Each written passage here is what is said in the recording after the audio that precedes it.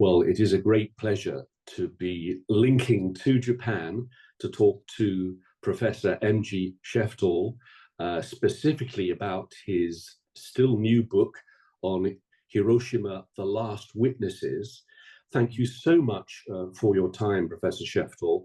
It's a pleasure to be here. I was intrigued at how the idea for your book actually started, a historic event in Japan. Mm-hmm. Okay. Actually, it began on a Monday, a sunny morning in May 2016, when I was at the breakfast table with my wife, and she was thumbing through the Asahi Shimbun, a major daily newspaper here, and she saw a notice about President Obama, announcing his upcoming visit to Hiroshima in just 2 weeks' time, and that's what got me started thinking about going down there and witnessing this as less as a historical inquiry into the Hiroshima experience itself than as wanting to witness a significant event in collective memory in the post-war, in the present day. That was my original intention, but I got inspired somewhere along the way. Yeah. And at the heart of the book is the collection of testimony. And we'll come on to exactly how you went about that in a moment. We'll look at your methodology. But I was intrigued, and as soon as I started leafing through the book, at just what the span of it is. You wanted, through the testimonies that you collected, to go back into the pre-Second World War Sure. Hiroshima. And I wonder exactly why you wanted to do that. Why was that necessary? Well, I don't know how necessary it was, but it was interesting for me. And I wanted to, I mean, so many books have been written about Hiroshima in both English and Japanese and other languages, I assume. But I set out to write the Hiroshima book that I'd always wanted to read. I ended up writing it for myself. And in all the other accounts I'd read before, I'd always felt a lack of context, of deep level context, not just years, but decades and centuries in this case. Why did that city exist there? Who built it? How did it become a major military transportation and manufacturing center? All of that I felt was a necessary part of the story and setting the stage, if you will, for what the terrible thing that happened in August 1945. Yeah. So if we imagine August the 5th, 1945, firestorms have been raging across Japan, thanks to the US Air Force. But at this point, Hiroshima has not been bombed. So very simply, can we explain why? Why not?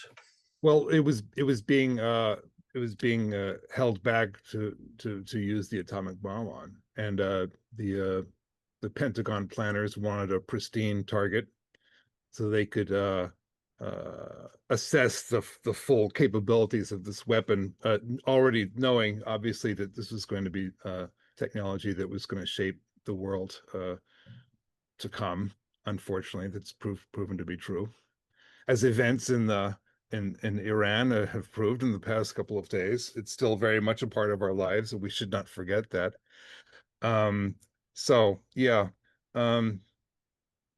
that was mainly the reason why it had been spared so far. And the citizens and the local military and civilian administrators in the city were wondering why, right, when all of the other urban concentrations, not only in their region but across the whole Japanese archipelago, had been burned to the ground after a 5-month-long incendiary campaign by the American Air Force. Why are we special, right?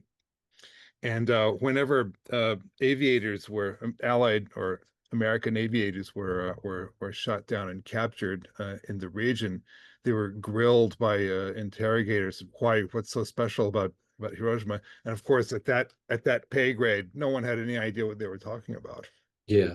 So, as we say, these firestorms have been raging, and people at within the community are well aware how the progress of the war is going.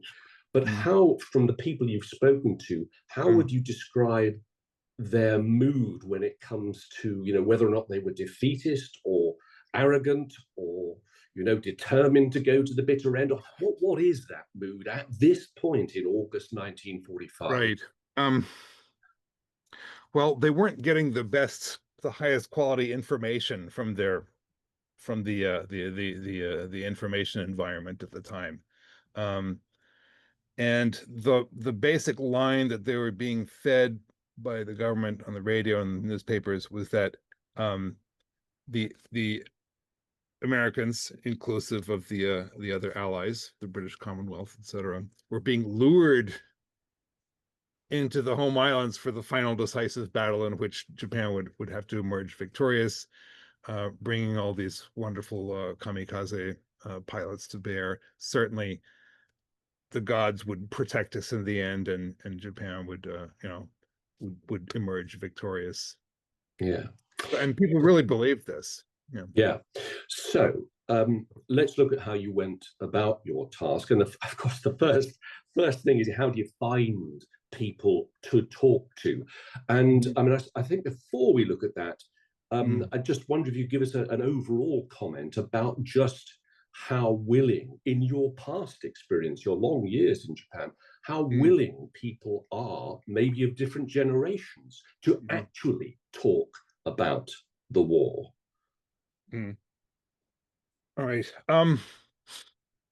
So I've been here for almost 40 years, and I became conversant enough in the Japanese language to start talking to people about their war experiences pretty early on, after a year or two here.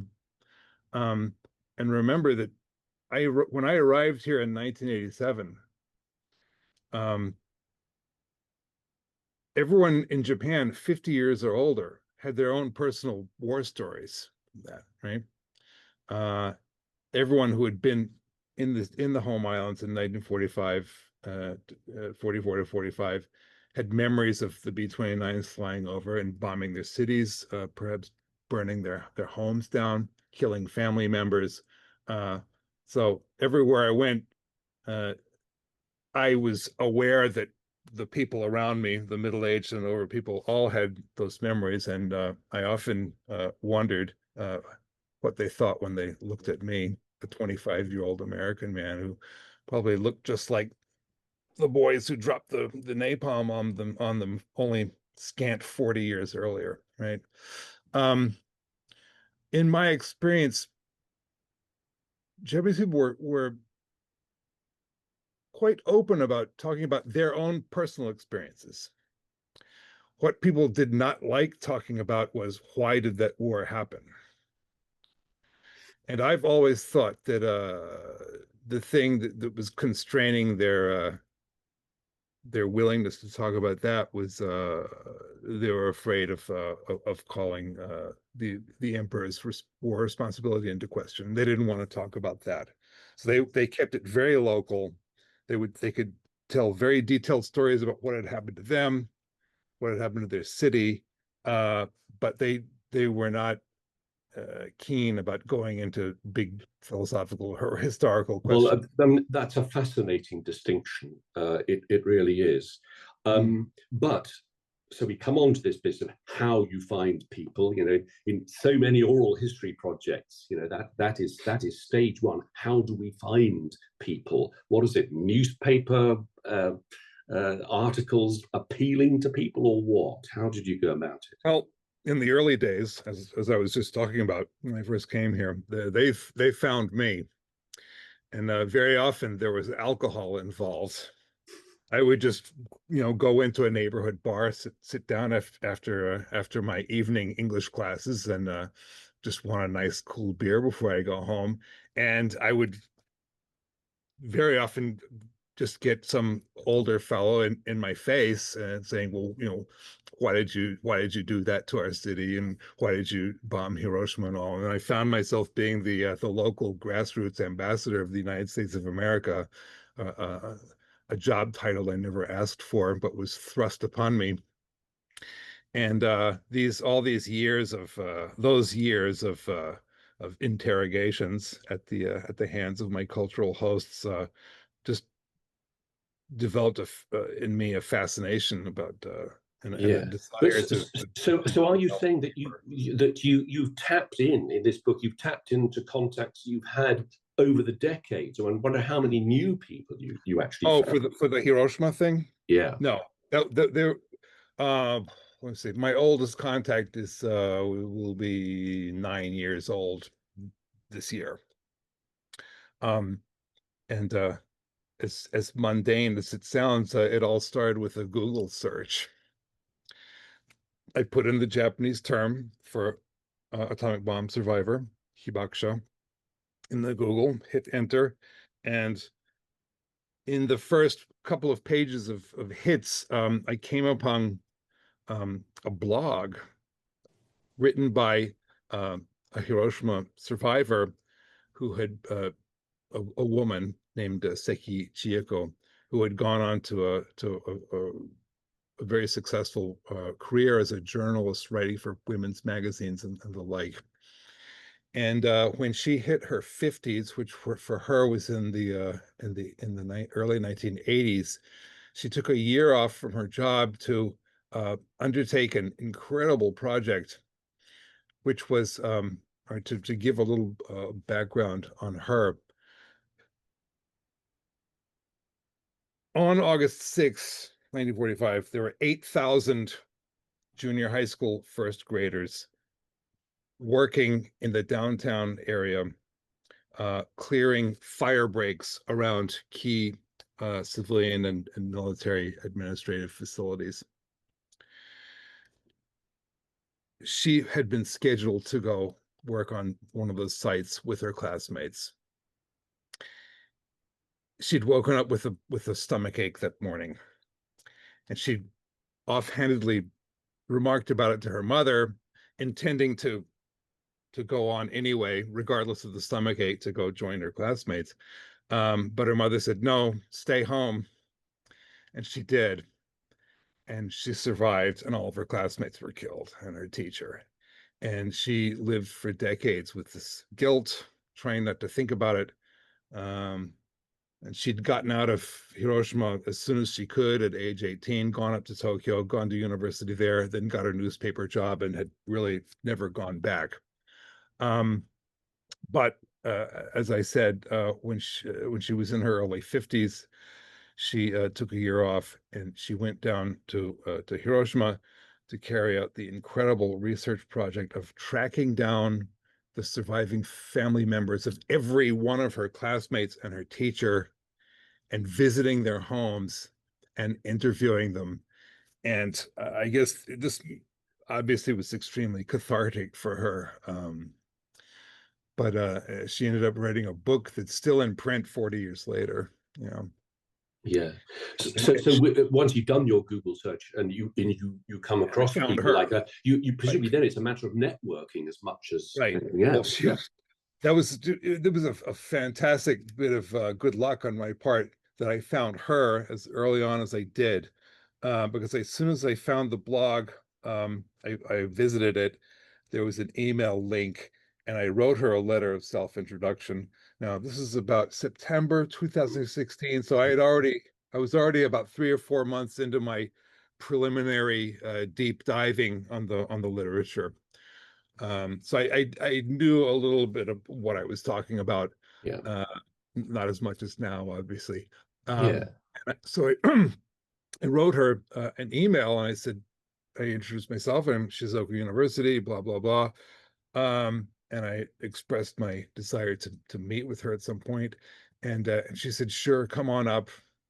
And we had an interview in Tokyo, and I had gone up there with the intention of interviewing her, um, but it ended up, I felt, being mostly her interviewing me. Now, why? Why? She was That's fascinating. Why? Why? she was vetting me. Do you use this expression in Yep. British Yep. English? She was vetting me to see whether I was worthy of her time and worthy the risk of introducing me around to other hibakusha as someone Yeah. that should talk. And why were you? And why were you worthy? Well, I guess she sensed my sincerity, and as I said, I already knew what I was talking about to an extent, and I guess Yeah. she was impressed by that. And also, my Japanese was was fluent, so and Yeah. she was very impressed by Well, that. but you mentioned that she was sort of doing her own oral history project, and 40 had years ago, interviewed so many people. right? Did you get a clear sense of what the purpose of that was? Why was she doing that? Well, I think the deep levels psychological motivation was her uh, wanting to perhaps do something about the survivor's guilt she'd been plagued with all these decades. And she also had a somewhat of a political motivation in that in her Tokyo environment, as I said, she'd kind of shut herself off from what was happening in Hiroshima, and she'd not been involved at all with any of the hibakusha associations or organizations, which also existed in Tokyo. So she was not up on, she was not in the loop, so to speak, about what was going on in the community. Um, and right before she started this project, she found out, she heard from someone or read somewhere that um, Yasukuni Shrine in Tokyo. Are you familiar with this decision? Yeah. Right. Yasukuni Shrine had enshrined the 8,000 junior high school students who were killed clearing the fire breaks in Hiroshima on August 6th because they'd been performing service to the nation, to the national war effort. And when she heard this, she just went apoplectic. She died a few years ago.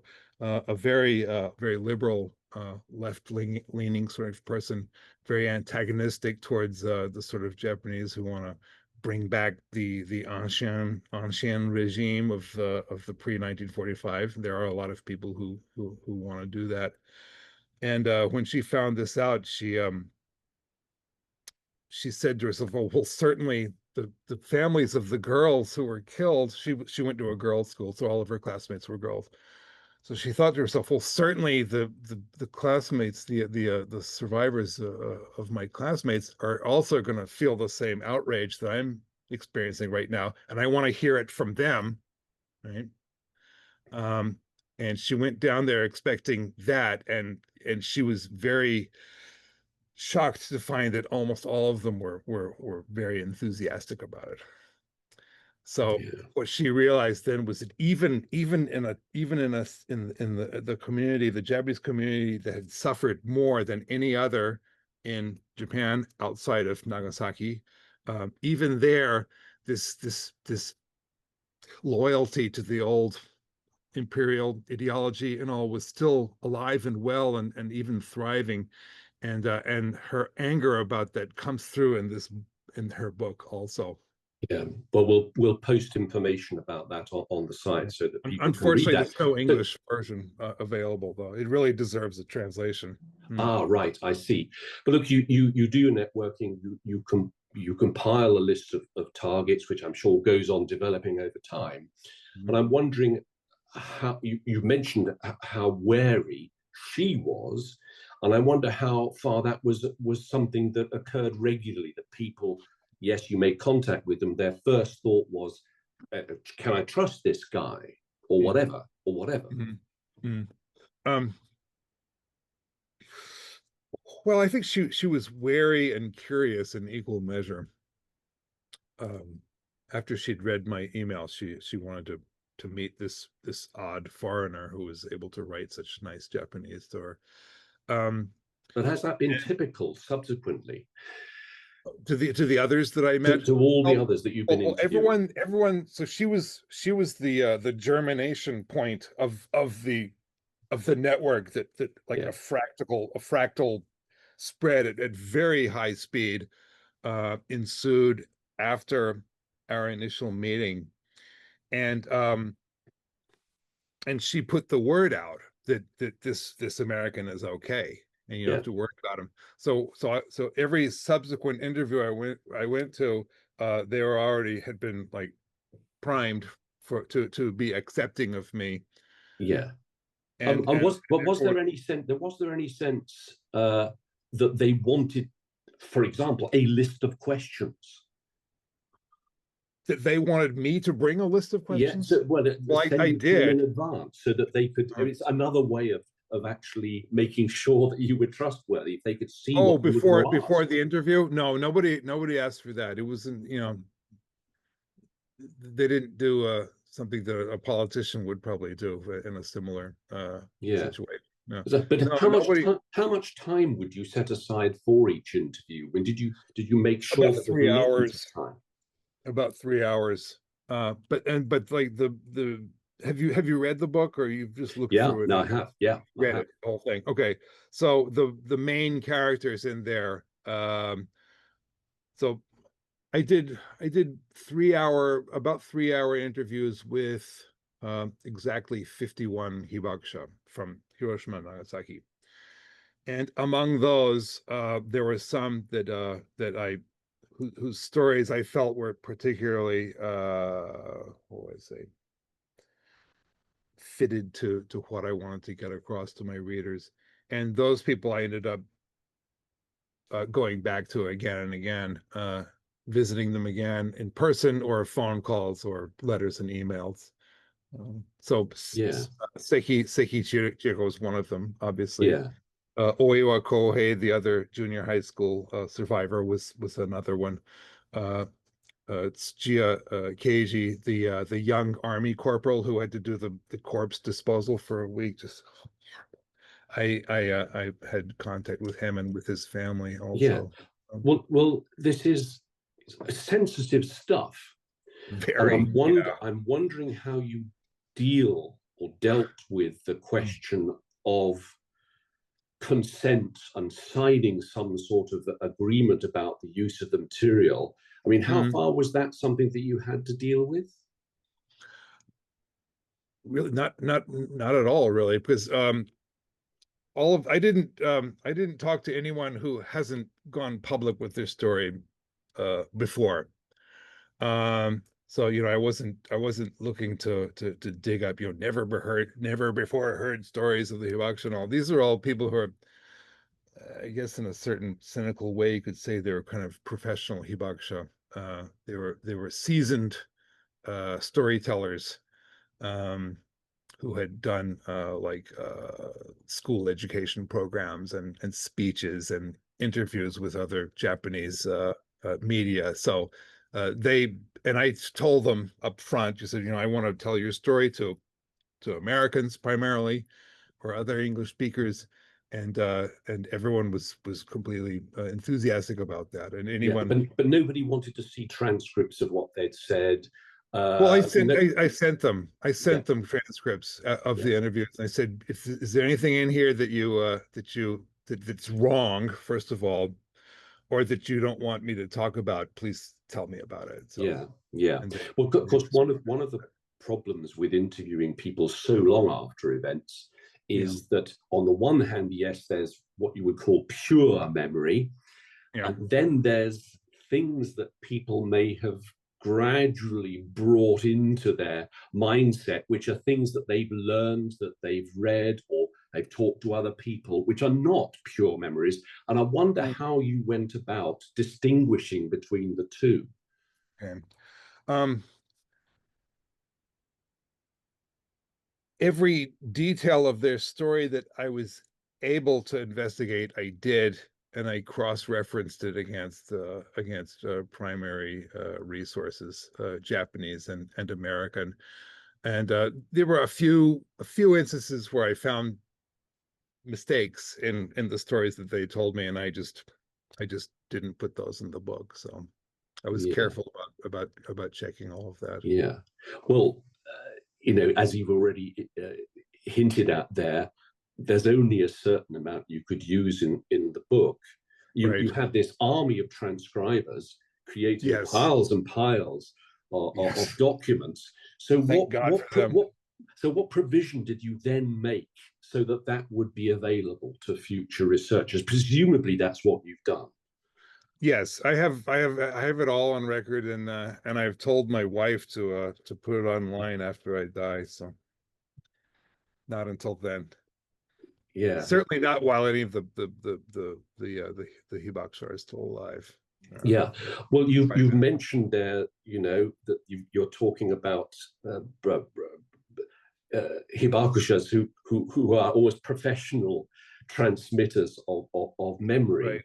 Yes. um, and they're out there and they've been doing their thing for many years. I'm just Yes. wondering though what you would say at the end of this. You discovered that you didn't know before, some aspect of this whole story that really was new to you, even though these people have been transmitting this stuff for years.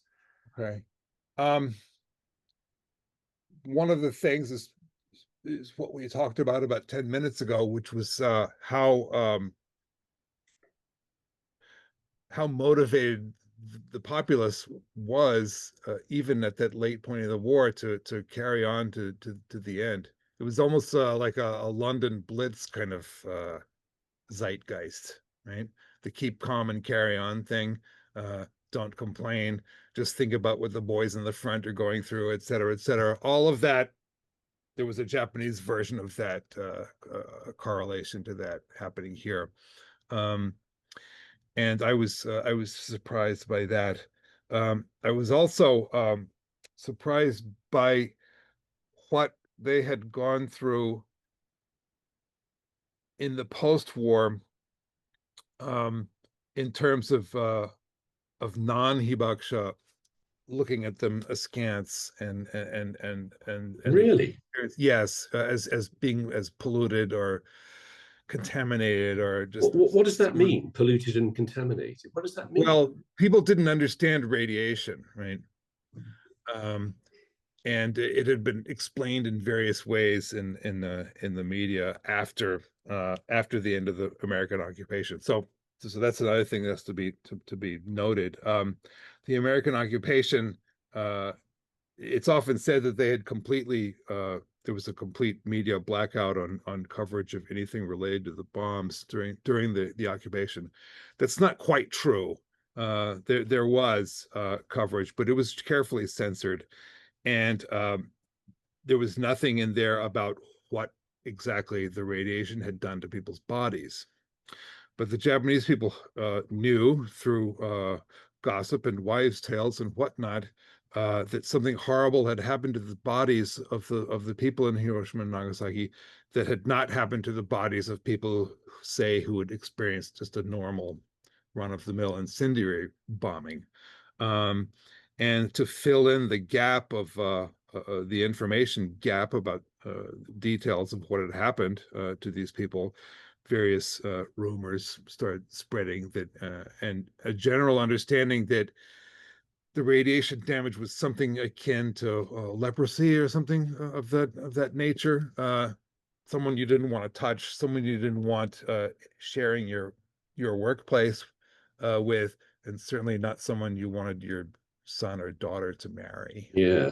Well, of course, that links to the immediate thought after the bombing. Can Hiroshima actually be rebuilt within Yeah, decades? And yeah, yet it does actually right. revive within a very few years. Very But short I time. presumably, insofar as you've got this long span of your book, Mm. you must have encountered a great deal of pride in Oh, people sure. that Oh, yeah. the city had Yeah. been rebuilt Yeah. and is Yes. so alive now. Yes. Yes. A lot of that. Very understandably. Mm. Yeah. And one final thing. Mm. when I'm teaching students interviewing skills, every now and again, the subject comes up, what do I do if people get emotional? Go ahead and get And emotional with them. well, yeah, that's the thing. I cried many times with the person during these during these interviews. Yeah, that's probably a sign that you're about to get to the good stuff. So don't back off there. Well, I think let them go through the crying jag. Join in if the spirit moves you, but keep on talking about it. Unless they start shaking and they're obviously in great psychic distress, then change the subject. well, I think that's exactly the advice that needs to be given. A student who's not used to doing this, encountering a situation like that, they will think they're doing harm to somebody. They will think they're doing harm to somebody. No, they're not doing harm to them, because these survivors of trauma like that, again, to use this word, it's very cathartic to them to talk about it. And they wouldn't have agreed to do the interview if they weren't ready to talk about these things. That's right. But they will get emotional at certain points in the story. And yeah, just keep on, and don't let that make you cancel, in the interview too soon, because as I said, you're probably about to get to the gold, so to speak. Yeah. But don't push them, for God's sake. Yeah. No, just absolutely. Let them go through the cry, have the cry, get their composure back. Maybe check with them. Are you sure you're okay about talking about this? If they say yes, then keep going. And they say, I'm sorry, that's okay. All right, let's talk about getting a job after the war, or something like that, and then maybe you can work back around to what you had avoided before, and the person, the interview subject, is perhaps more ready to talk about it then. Well, Professor Sheftall, thank you so much for your book. Thank you so much for your time, and many fascinating thoughts there, which will be so useful to our oral history community. That's great. And who knows, we may well speak again in the course of this project. But thank you so much, Professor Sheftall.